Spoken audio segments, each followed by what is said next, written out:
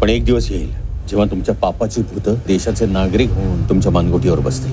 मग विचार त्यांना रम चालते का म्हणून. जयप्रद देसाई दिग्दर्शित नागरिक हा चित्रपट 12 जूनला संपूर्ण महाराष्ट्रात प्रदर्शित होतोय.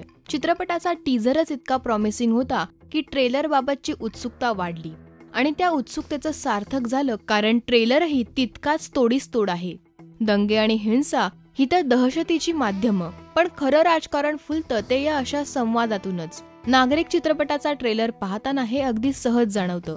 राजकारणाचं चक्रव्यूह कसं आहे याचा अंदाज येतो तो या चित्रपटाच्या पोस्टरवरून. चक्रव्यूह प्रत्येक टप्प्यात बौद्धिक पातळीवर अधिक गडद होत जातं. श्याम जगदाळे हा पॉलिटिकल बीटचा सिनियर करस्पॉन्डंट या चक्रव्यूहाच्या मध्यावरती आहे. चक्रव्यूह भेदून तो आत शिरला, अगदी मध्यापर्यंत पोहोचला आणि तेव्हा त्याला या चक्रव्यूहाच्या मागची राजनीती स्पष्ट झाली. श्याम हा व्यवसाय आहे. पण सर न्यूज जेन्युइन होती. नुसतं जेन्युइन असून काय होतंय? म्हणजे तुम्ही माझा रिपोर्ट छापणार नाही आहात? प्रश्नच येत नाही. विकास पाटलाकडनं महिन्याला किती रेव्हेन्यू येतो? त्याचा जॉब करा ना.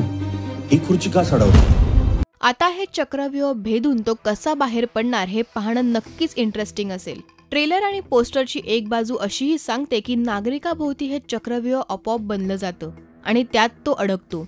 हे सगळं न जमणारं आणि न समजणारं कोडं जेव्हा त्याला उमजू लागतं तेव्हा तो ते भेदून पुढे यायचा प्रयत्न करतो. तो खरा नागरिक या शब्दात जागतो. नागरिक या चित्रपटाचा ट्रेलर आणि पोस्टर तुम्हाला कसं वाटलं हे आम्हाला कमेंट करून सांगा आणि सबस्क्राईब करा राजश्री मराठी.